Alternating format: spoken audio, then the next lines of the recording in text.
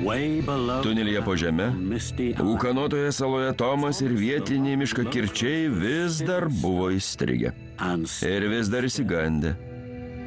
Tomas jautėsi siaubingai. Aš dėl to kaltas.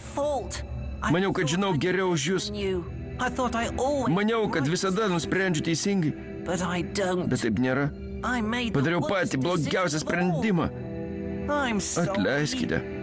Vietiniai miškakirčiai buvo geraširdžiai. Negali visą laiką būti teisus. O, taip. Tomas šypsojosi.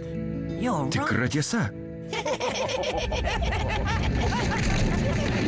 Tada iš viršaus pasipylė dar daugiau skaldos. Jos pribiro į jų katilus ir dūmtraukius. Ferdinandas susiraukė. Jaučiu orą savo dūmtraukio. Tomas sunerimo. O ne, galbūt visas tunelis ant mūsų užgrius. Ką darysim? Staiga skrydis nusišypsojo.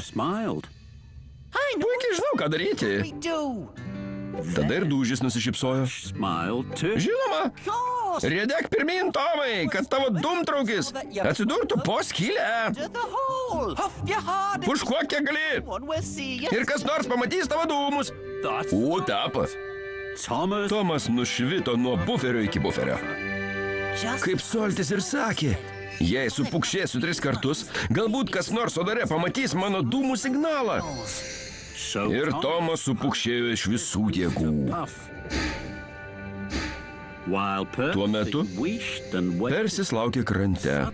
Staiga, ūkanos pradėjo sklaidytis. Persis pamatė žemę.